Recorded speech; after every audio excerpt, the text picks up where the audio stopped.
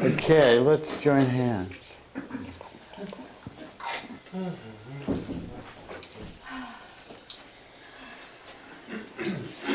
Just let our breath relax into a feeling of oneness.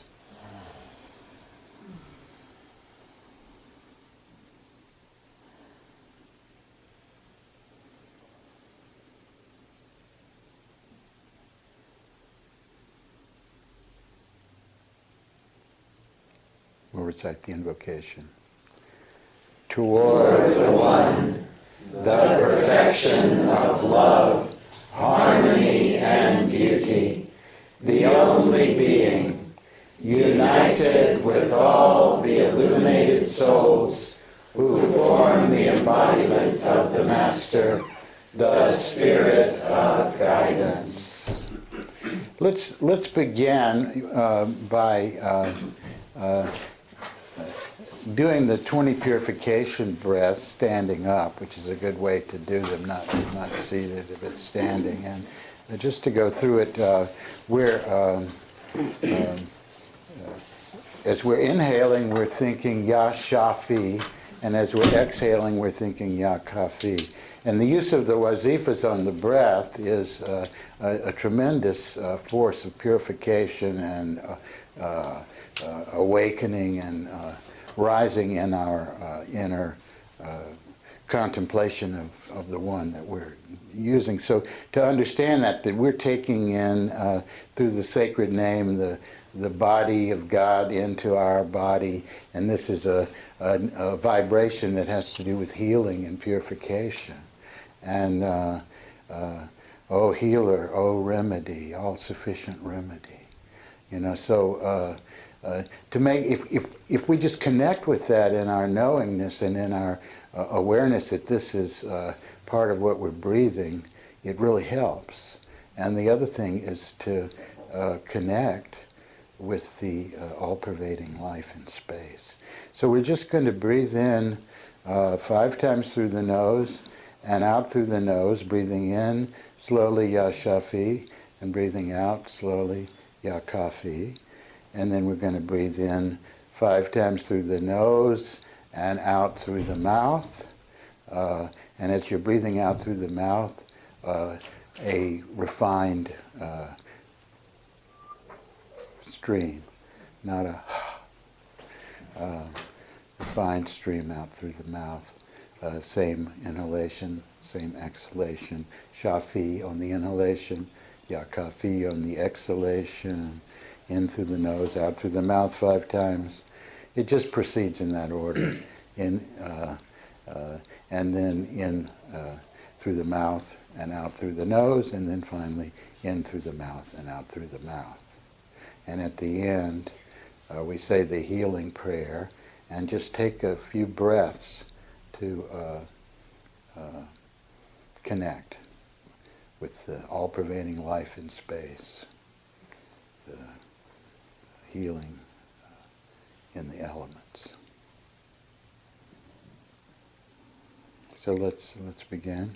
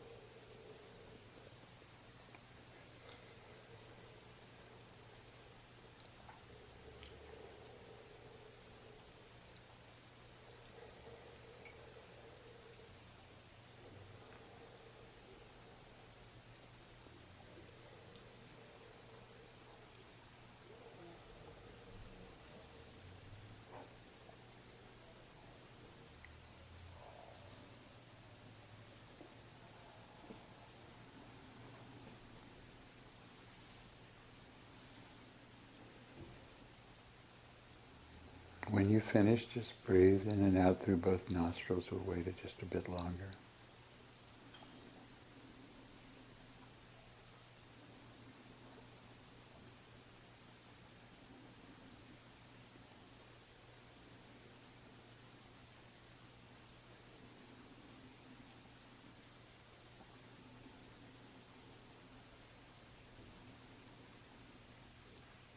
Let's say the prayer. Beloved Lord, Almighty God, through the rays of the sun, through the waves of the air, through thy all-pervading life in space, purify and revivify us, and we pray, heal our bodies, hearts, and souls.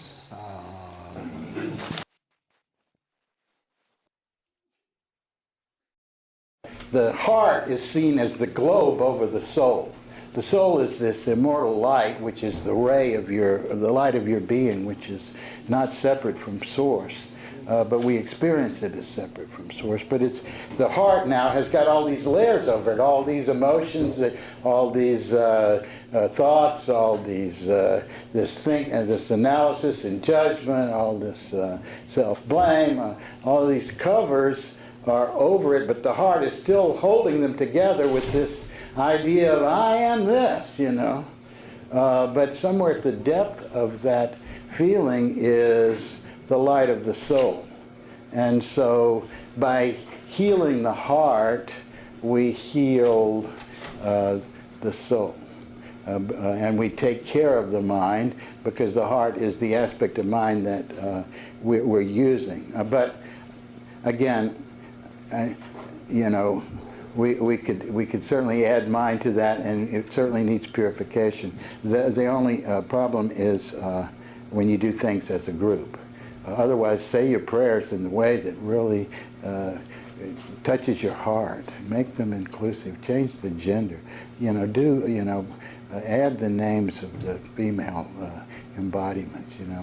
We connect with the illuminated souls. They're a point of light for us. I use Murshid Sam because he was an illuminated soul that I was very fortunate to be with, and but he's a point of connection into God, into the illuminated souls, into my own sense of self. I don't feel separate from him. So by not feeling separate from him, I can easily draw on that oneness of heart, and because he's an illuminated being, I get this openness into all the possibilities within the whole universe of being. And this is what each one of us cultivates in relation to beings who have been embodied, or who have an archetypal body, or who lived and whose body is still with us, like Jesus or Buddha. I mean, it's an inner reality. There are innumerable Buddha worlds, where you can, feel this body. The Pure Land, Dewa Chen being just one of them. So, okay. Yeah. It's been said that Joe Miller said, "What do you mean toward the one? We are the one." So. Yeah, that's true, and it's also true. We have to go toward the one, and yeah, go ahead. I was just thinking, rather than focusing on toward the one, if we see ourselves more as the one. We have to do both, Andali. Yeah. If we just, the people who walk around saying, we are the one, and are blind to their own limitations and the degree to which, the way they are experienced and what they are manifesting is far from being enlightened, are just as much to blame as the people that think you only go toward the one you never are the one. The point is the path requires us to move from where we find ourselves. We find ourselves in a place of separation. We find ourselves in a place where we lack awakening, we lack knowledge, we lack love, we lack forgiveness, we lack strength, we lack all these qualities, we lack equanimity, we lack a sense of eternity where we're not afraid of dying. We lack all these things, in varying degrees, right? So let's admit it and ask to so the way lies within us, but it's not enough to say I am, there is no cage, and every time we try to fly we run into the cage.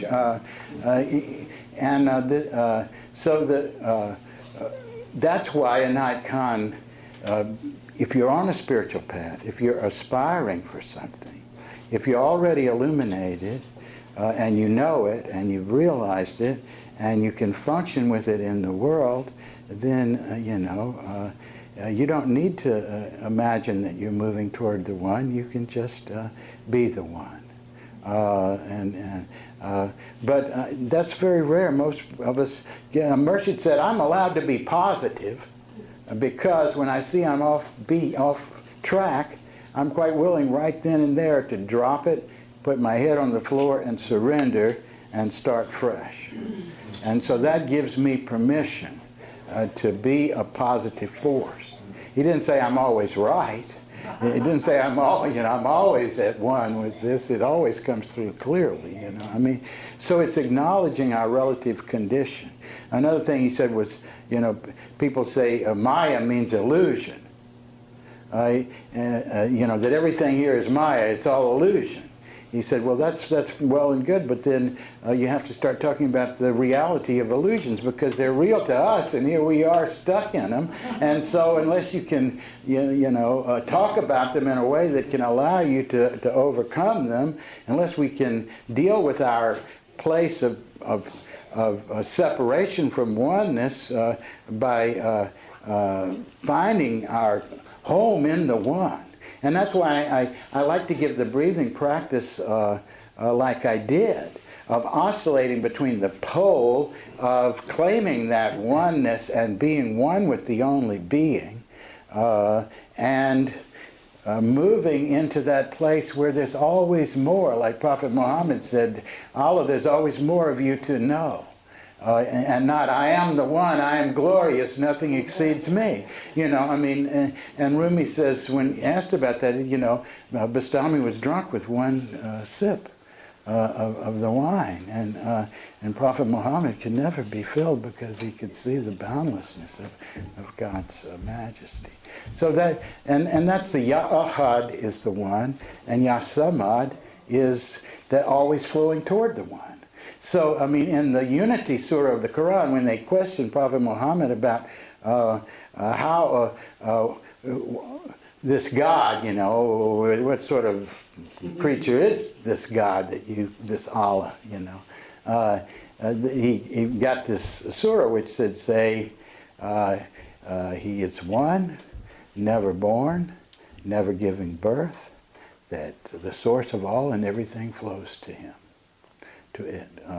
And it goes, Bismillah ar-Rahman ar-Rahim, Kulhu Allahu Samad, Allahu Ahad.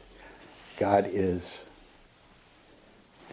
always eternally flowing towards perfections, more and more, eternally. The samad, the circumference of that boundless circle that is endlessly extended, infinitely so. The ocean without a boundary, without a shore. This is the samad, is just continuous a being. And the ahad is that unity out of which nothing is outside of. The one. And you can't have one without the other. You really can't have one without the other. Because in God, in God's state of aloneness, in God's state of oneness, conceived, came to self-awareness and conceived a beloved, conceived the possibilities that were hidden in her own nature, in his own nature, in its own nature. And in thatness's nature, it felt all these possibilities and fell in love with them. And so already now you have dualism in God.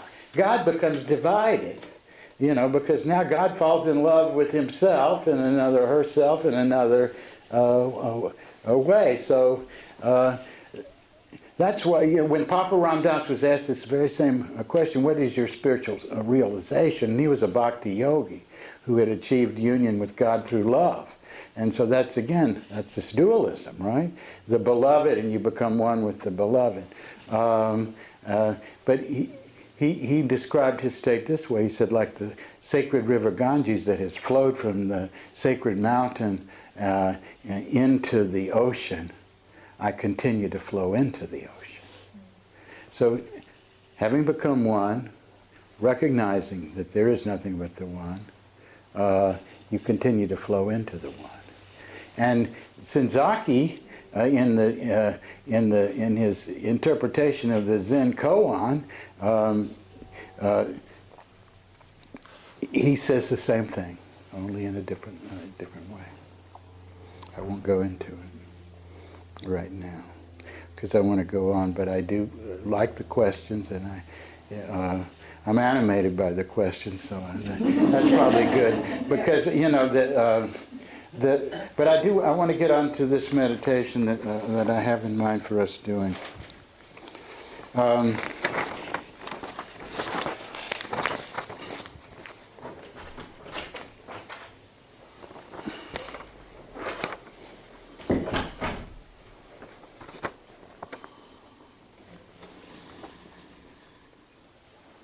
Pure meditation aids one to reach into the inner recesses of the heart, while concentration is principally concerned with mind, whereas meditation, while not entirely unconcerned with mind, centers the soul where it belongs, in the heart. So if there's any form of concentration to be used in meditation, it consists in first getting into the rhythm of the heart. Even though it be done by watching the heartbeats, feeling them and harmonizing with them, then one centers all feeling in the physical heart, and out of feeling selects love, and out of love, divine love. That's very simple. And I'm giving a form of this as the practice that I want us to do over this next month. But moving on. Sufism is not a code of rules. The purpose of Sufism is to bring souls to God realization. Allah is beyond all attributes and qualities, being all essence. Understanding this, every breath can become a meditation wherein one puts full dependence upon Allah, and there will be no moment which will not be a meditation, no moment of separateness from God. If you understand this, after some time, if you get it, that God is beyond. So here's where we're going. How do you get to that place that is beyond all attributes and qualities and love it and make a loving connection with it so that it becomes a part of what you're reaching out to in your breath toward the one, because that is that plane which is undifferentiated oneness.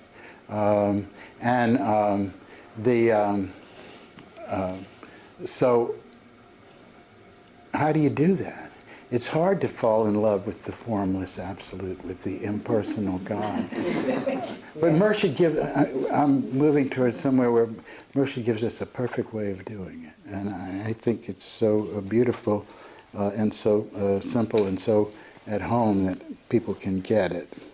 And if we can get this from the beginning, that when we're trying to connect with the source, we want to connect not just with our teachers, not just with the illuminated souls, not just with the divine perfections and qualities, but with that essence which is beyond all that, in which all of that lives as the reality hidden within, and is the ahad and the samad, and so that's that one, and that toward the one that we want to get. But it is, how do you get it? It is not necessary to consciously strive to alter the breath rhythms, but the steady repetition of those spiritual exercises which have been given to one by the teacher helps more than anything else on the path to God. And one of the reasons is you didn't prescribe it yourself. You were willing to accept it as coming from God in some way, so that you didn't have the same kind of ambivalence about it, so that you were able to just take it in, you know. I mean, if God came here and offered me a practice and said, do this, say, I don't understand. He says, just, if you just do it, I'll help you in some way to become what you could be, or what you would want to be, what you can truly be. I mean, that's that sense, okay. God is the greatest of all placebos. If we can believe in God and then feel that God is present, then we can, you know, it's like if you imagine infinity, doesn't infinity exist? I think so. So even at that level, what we can let in, and we let it in because we received it from a teacher that we trusted. And so we take it in, and it works in a way that's very deep, and it has an effect. Yet there is always need to enter into the silence above sound and find the peace which is all-inclusive. There's always need to enter into the silence above sound and to find the peace which is all-inclusive. As a person enters the silence, so does the silence enter into him or her. As one unites with the universe, so does the universe manifest in them. This is true, no matter be what one's path or training. Ultimately, one arrives at this destination, but this is the silence of all life. In other words, all life is present in this silence, which without containing anything, this silence, may be said to contain all things. Therefore, one is said to enter the world egg or world womb. This accounts for the teaching of the mother of the world, the divine mother, the Bodhisattva Avalokiteshvara or Kwan Yin. It represents the stage of realization of union with the silence. And as all may so unite, all are said to have a common mother. The silence of the womb and the silence of universal sound are each used to symbolize the other. It represents a stage of realization of union with the silence, and as all may so unite, all are said to have a common mother. Think about this. As you know, the silence, the world womb, the world mother, the world egg, this silence, this absolute state embraces everyone, is the mother of everything and everyone. you feel a relation to it, a trust in its generosity of heart, its embrace, its holding, that you feel in the Divine Mother, in God's essence. But, thinking of it in this way allows us to really cultivate more of a loving connection with it without having to get through our image of the Father that we have imposed on it. And this silence is a mother. It's a womb. It's an egg. We all came out of it.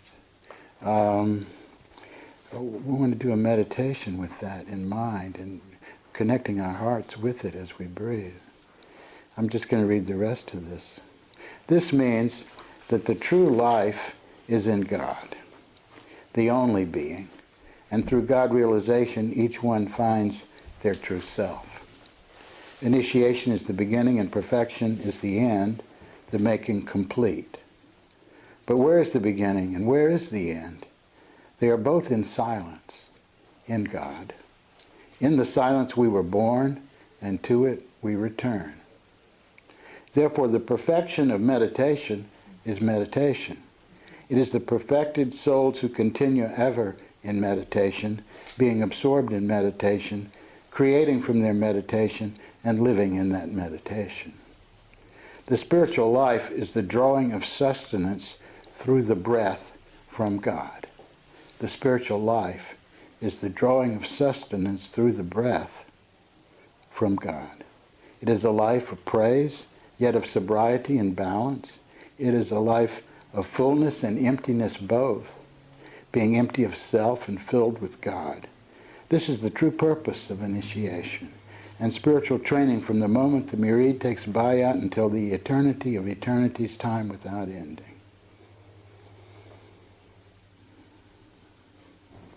So let's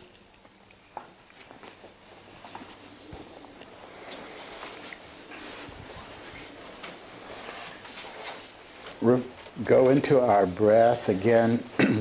Start with where it is. Make it a definite rhythm. Begin to refine it, lengthen it. Allow it to do that slowly. Don't put a lot of mental pressure on it. Just coax that, which is where it wants to go when you become really attentive to it.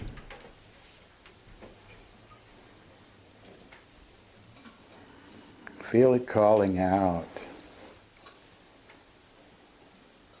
toward the one. But understand now, you're calling out also to this. Let's understand what we're calling to, this one, this silence, this world womb, this world egg, this mother of the world, all worlds. The embrace of it, where we came from, out of this egg, where we return to this world womb. Find this as your breath travels, long refined breath, and touch this place really consciously at the place where the breath turns over. Allow yourself, where it's neither up nor down nor up, to just dwell for a moment in that place and to feel this return and birth from the silence, connecting your heart with it with love.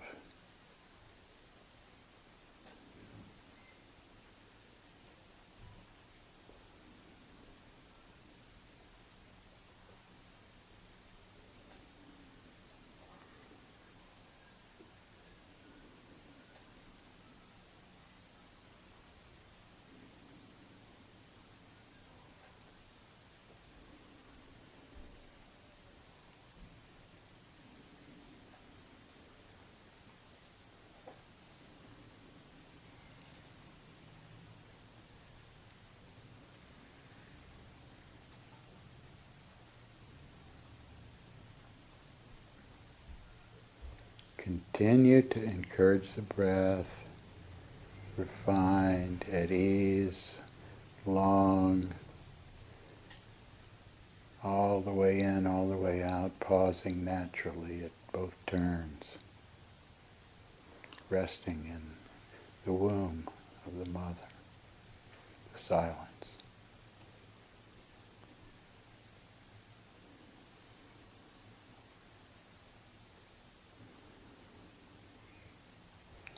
Filled with all life, you move from that silence into manifestation, only to return to it at the end.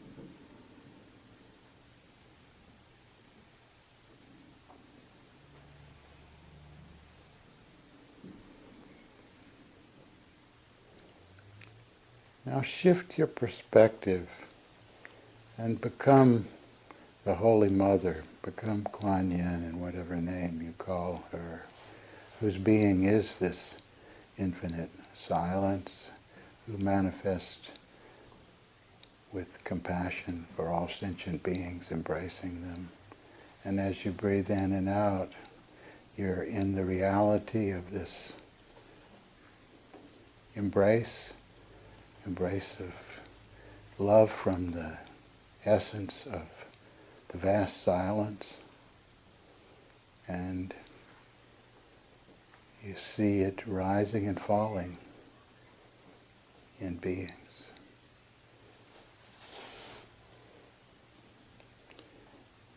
In other words, you see beings rising through it and from it and to it.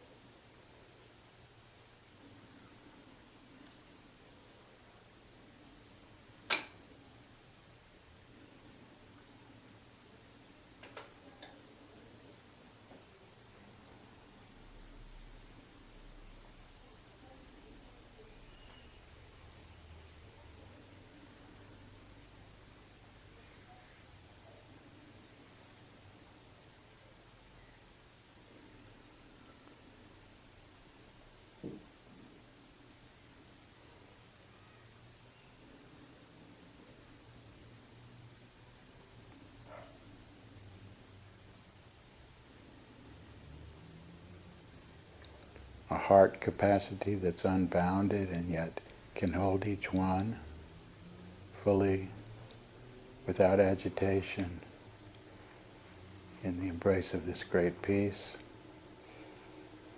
This love has no beginning and no end.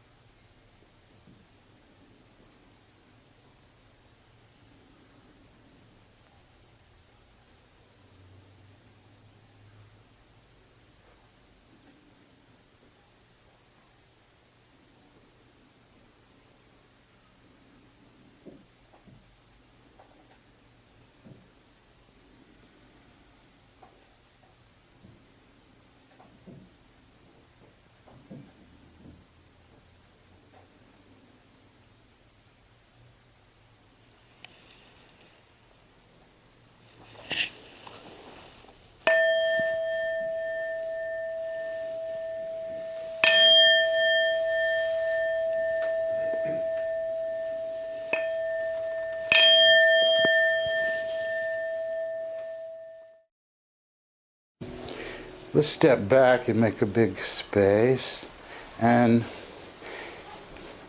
give an opportunity for a few of us at a time to walk in the effacement in Kwan Zeon, Kwan, Kuan Yin, Mary, the Holy Mother, the one who embraces every being. Everything returns to her source. But when Mersha gives this walk, it's just, your heart is open, nothing is held away from it, and yet because your being is this tranquility, this silence, this great peace, whatever is drawn into your heart meets this peace, and you're undisturbed, because this peace is forever, before creation, after creation, in creation, unchanged, absolute. Your nature is rooted in that, and the compassion that comes from you is because of the relative suffering of all beings. You reach out to it and you offer this refuge in your heart.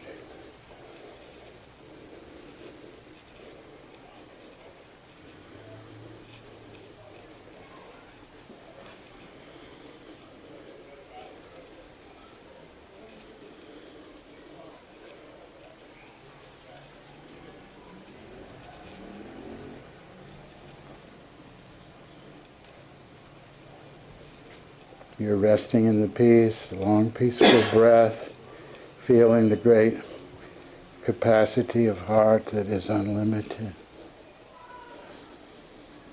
May I have a few people join me with this walking, embodying this, accepting her embrace, becoming her being.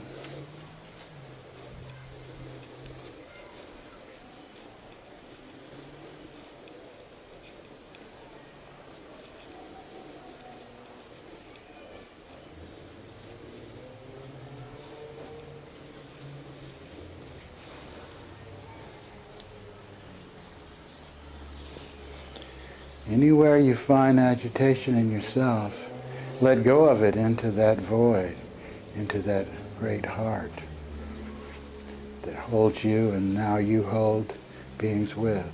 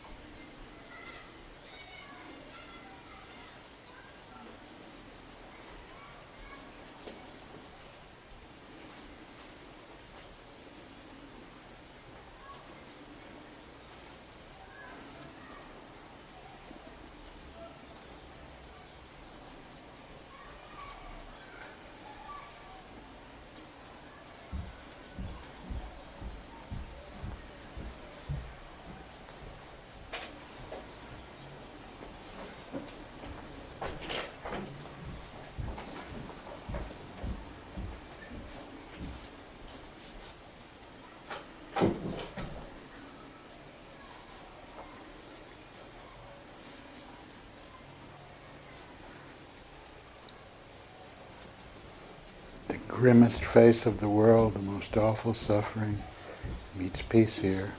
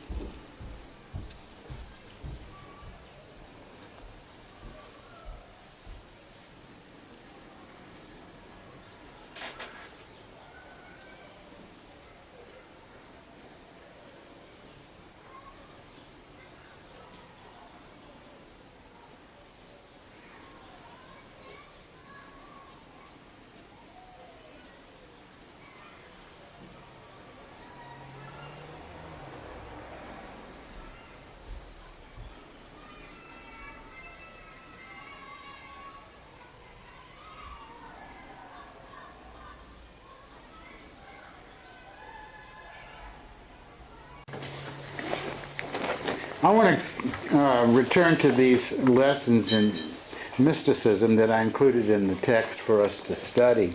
And simply because there's one thing I want to call your attention to this all, but I'm not going to read it all. I'm inviting you to study it. But when we come to the and to look for it, in our own breath, in situations and qualities that are, to notice the Jalal, to notice the Jamal, and to notice the Kemal. Now, I want to, because I have a lot of things I have in mind to do, I want to just kind of read a little bit about Jamal and then Kemal. Jamal is the balancing force of nature, which balances the power of Jalal. For instance, the sun is the Jalal force and would burn the whole universe if it were not the moon to balance its heat. He's speaking in the absolute terms of sunness and moonness, not in just our solar system. The sun at the dawn of creation, that the amazing burst of Jalal that came out of the Dhal, Jalal, that tremendous burst of sun. But without the Jamal, everything just burns. Jamal is the balancing force. In Vedantic language, these two powers are termed Shiva and Shakti, the essence and nature. This can be seen in love and beauty, the former, love, being Jalal, while the latter is Jamal. If it were not for the beauty, the love would have destroyed the whole being. There's a verse of Sharif. It is my eyes in wrath that have created the lightning, stars, sun, and moon. What upheaval there would be if a spark escaped from the fire of my heart. Jamal is the life force that in the breath flows through the left nostril, and during Jamal, all affairs of a gentle nature are well accomplished. As during the time of Jalal, works of a gross nature are well accomplished.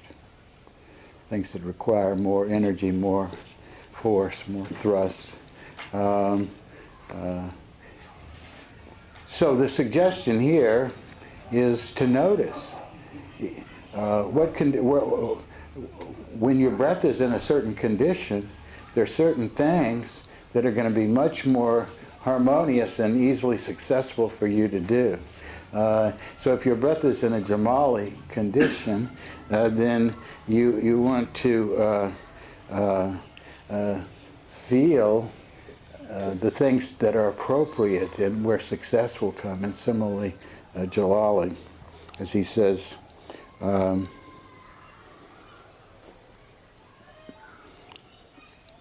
during Jamal, all the affairs of a gentle nature are well accomplished. As during the time of Jalal, works of a gross nature. People who have the Jamal temperament show grace and beauty in their thought, speech, and action, and control and balance as well. The reason is that the life force is not in its great intensity in them. The people of Jalal temperament show the contrary. A person of Jamal temperament is easy to get on with, and a person of Jalal temperament is difficult. And yet it depends upon the evolution of the person, because if a person is evolved, they're always going to be harmonious in some sense. The Sufi, understanding the nature of Jalal and Jamal, acts harmoniously in all situations of life.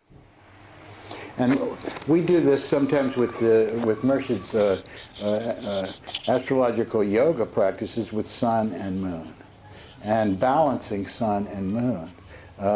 If you can bring, so the sun breath is in through the right and the moon breath is out through the left. So if you inhale right and you exhale left,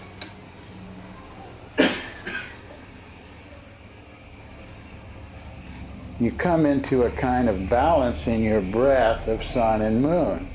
Now, The, the meeting of opposites can be destructive and can be Kemal in the sense of everything is destroyed. When we get to Kemal, that's what I really wanted to get into, so to understand, because so much of our practice has to do with bringing the opposites together.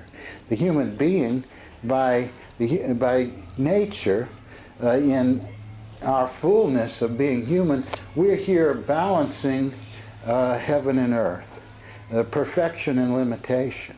The heart can see both at the same time. That's the amazing thing about the heart.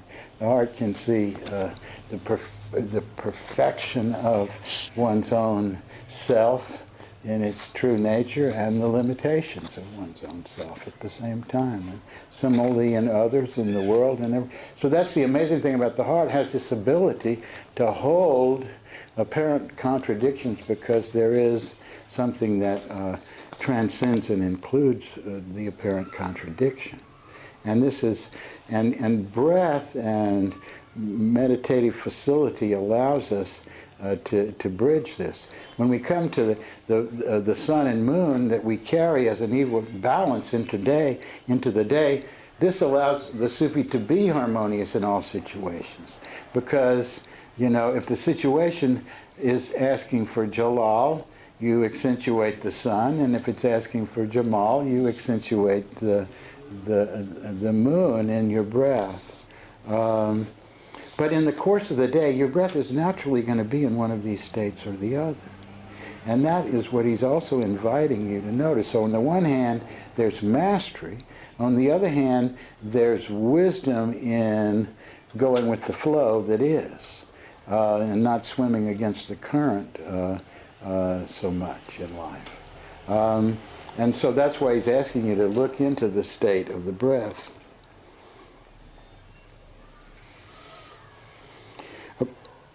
And yet it depends on the evolution of the person. The Sufi, understanding the nature of Jalal and Jamal, acts harmoniously in all situations of life. Relating to Kemal. Yeah?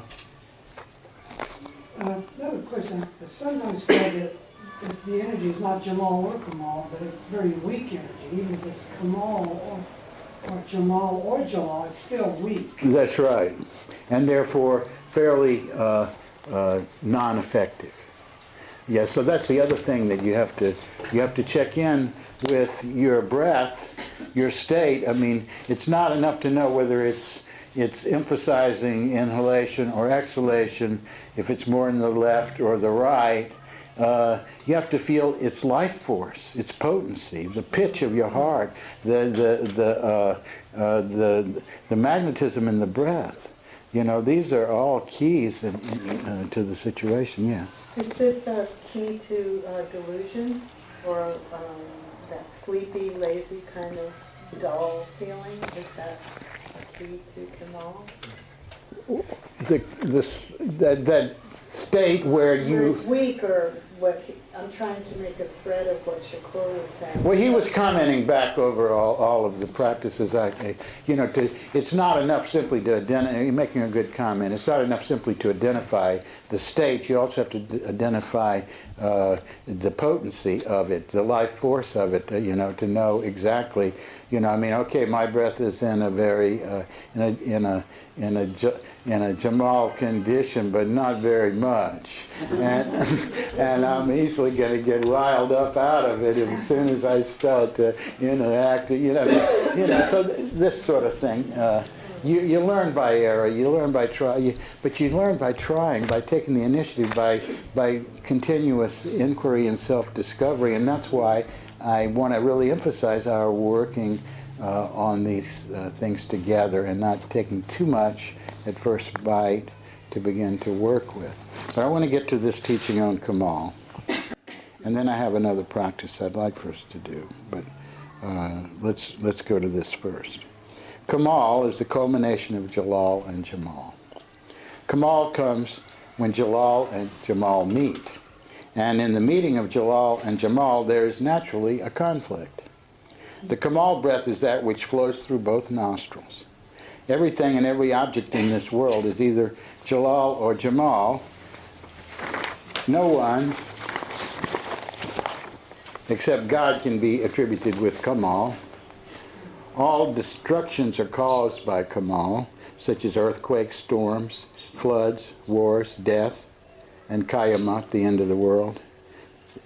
The Jalal or Jamal temperament can be found in everybody, but the Kemal temperament is found only among the holy beings who are living dead, who live in God, not themselves.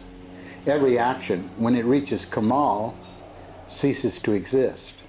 And every person in every plane of being, after reaching Kemal, has a fallback. Therefore, those who study the nature of life and who value the unchanging nature of life, those who study the nature of life and value the unchanging nature of life, in other words, the essence, drink the bowl of Kemal, however bitter it may appear for the time. This is the bowl of poison that Mahadeva drank. This is the cross on which Christ was crucified. You know, that's why Mahadeva or Shiva has the blue spot on his throat, because at the beginning of, you know, the Hindus have a great teaching because they understand thatness. And so, you know, we can maybe even see now the light of the Big Bang and measure the date of this whole eruption and manifestation at about 8 billion years or so, I think. But what was before the Big Bang? That a period when there was apparently nothing. But that apparent nothingness was God, was thatness, was suchness, and before that, another universe. And in fact, endless numbers of manifestation and returning to the great womb, the great egg, the silence. That's their view, and it seems much more attractive to me than the idea that things had a beginning in time.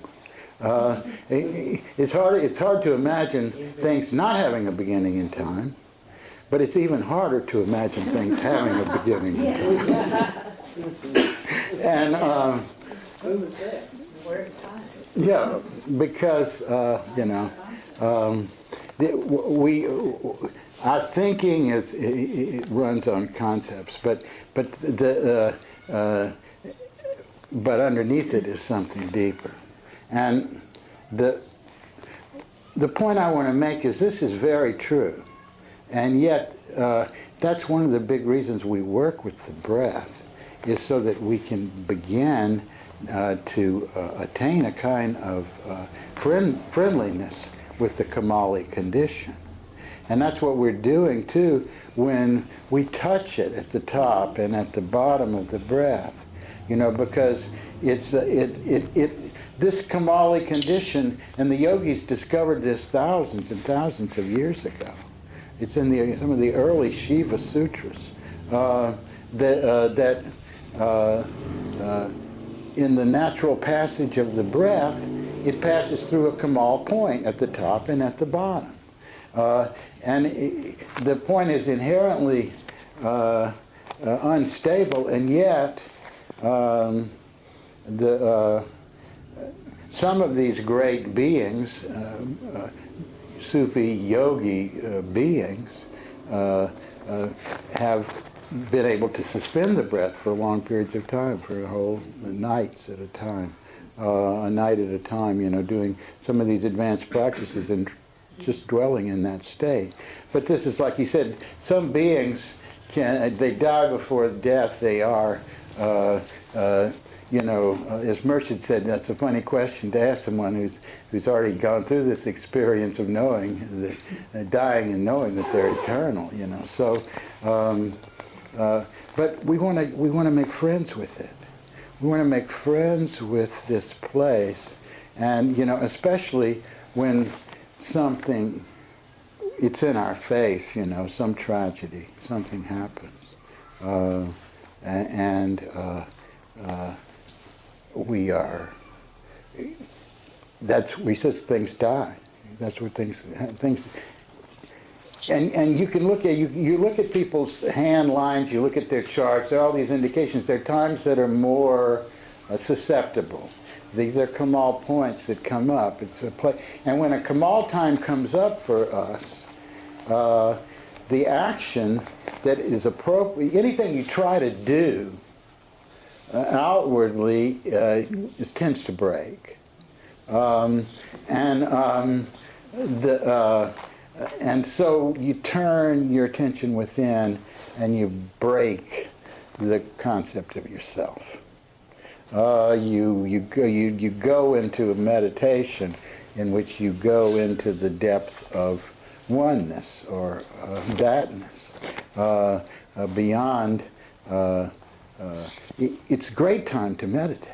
In other words, when your breath is balanced in both nostrils, this is a tremendous time to meditate. And it's not a bad way to breathe, only you can't do it.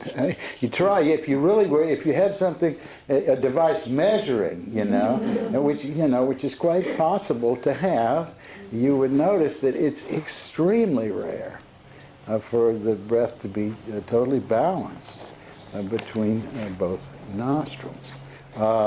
After some practices, which I won't go into right now, but we will go into at some point along our way.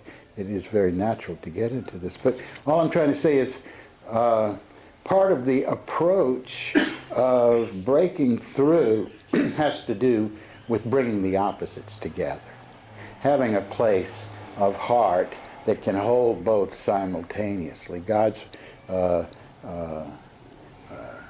your inherent perfection and your experience of isolation and separation and limitation and deficiency.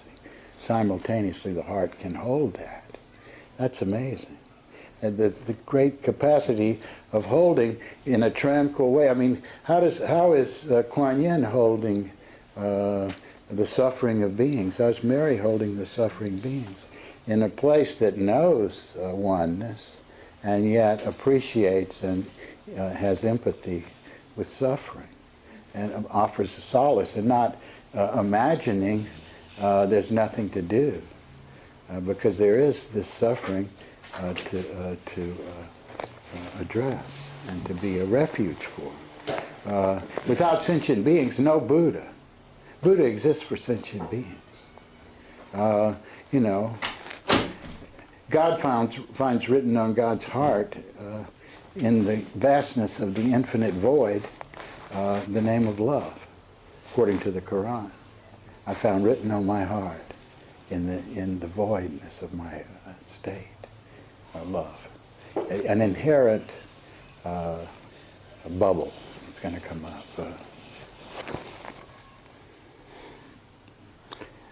So Mahadeva, at the beginning of one of these cycles, they even got the Devas and the Asuras together. They made it. They were always fighting with each other. These different forces in the inner world. The Devas, the more angelic. The Asuras, the more demonic course. They always struggling but the one thing they could agree on at one of these cosmic rebirthings of the universe was they wanted the soma. They wanted the nectar of immortality. It was in the great lake of being. And so they got the dragon, some gigantic cosmic archetype, and they began to churn with the Devas and the Asuras all cooperating together to bring up this nectar of immortality from the waters of pre-existence, so for the benefit of beings to have, so that we could know immortality. But poison comes up instead. You know, that's the first thing that comes up is all the poison. And so Vishnu, who's another face of God, along with Shiva and Brahma, says to Shiva, Mahadeva, would you please? And he says, certainly. So he goes and he drinks it all, drinks the poison. Yeah. And because he is totally identified with that which is eternal and immoral, the only effect it has on him is it leaves this blue mark on his neck, which is one of the adornments you see of Shiva. And then the soma can come up. See, not until you can drink the poison as nectar can the nectar arise. And this is again at the cosmic level, and also at a deep psychological level for each one of us, that we have to find a place where we the bitterness that comes, we're willing to accept it and to go deep into the root of it and to find what is underneath it all. To be fearless, because if one has already died to the false self, what has one got to fear?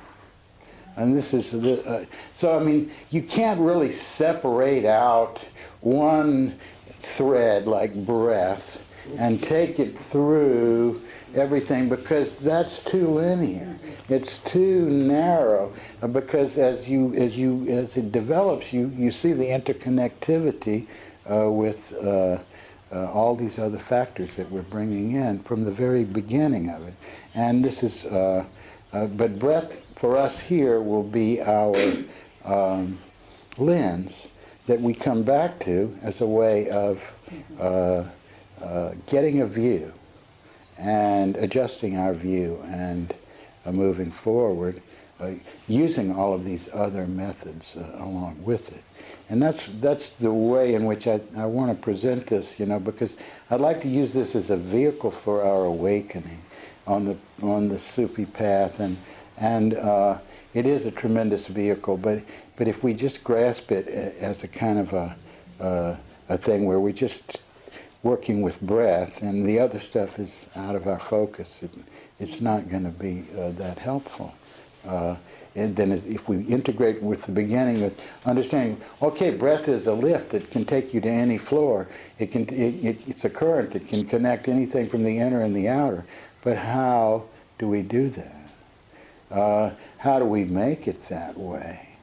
By refining it, by making it, by connecting, attuning, raising the pitch of the heart, attuning with our ideal, attuning with what we find beautiful, the perfection that we find beautiful. That's what we use to raise our the awareness factor in the breath that we're working with. But so I wanted to just say a little bit, because so that people aren't just kind of floored by these teachings on the Kemal state. Though when you are hit with one, you frequently are floored, and it pulls out all of your underpinnings, and if you're graced, you can go through that and have a tremendous growth as a result of it. But it's something to know, and it comes up not simply as a big pattern where you die, but as in little patterns where you notice it in your life and you see everything I'm trying to do now, no matter whether I'm doing it this way or that way, it's just, I'd be better off not to do anything at this moment. That's the thing, that's the letter that you don't answer now, I mean, if you answer it, you're just going to screw things up, you just are, there's nothing, it doesn't matter how you answer it, you just can't answer it at this moment in this state, For example, you identify it, And by just gaining this kind of discernment, you are able to navigate a lot better. So you turn your attention at those times towards things that are more inward and more meditative and contemplative, and you can do a lot of inner work at that time, Kemal time. But we want to have a balanced breath. We want to be, but we need that sense of the balancing quality of the Jamal. But some of us need a balancing quality of Jalal, because we're very, very tendency is toward a Jamali personality that is really afraid of power and has a reaction to power and won't therefore own one's own power and connection with the divine power. Let's do the Yadal Jalali Wali Ikram dance. Can you take us into that? Yeah, I think so.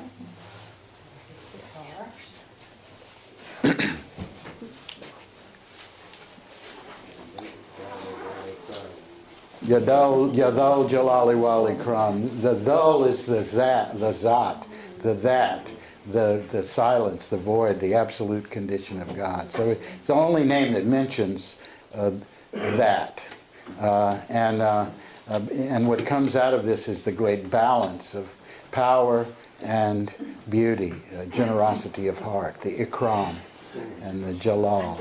And this is a dance, one of those my Buddhists come up with, and Tuwa was going to lead us in.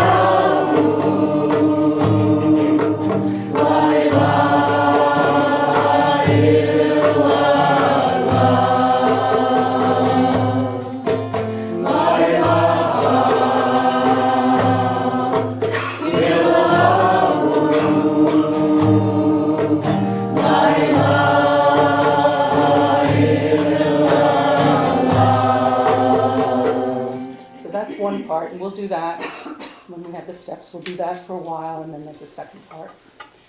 Dhul Jalali Wali Ikram, Dhul Jalali Wali Ikram, Dhul Jalali Wali Ikram, Dhul Jalali Wali Ikram, Dhul Jalali Wali Ikram, Dhul Jalali Wali Ikram, Dhul Jalali Wali Ikram.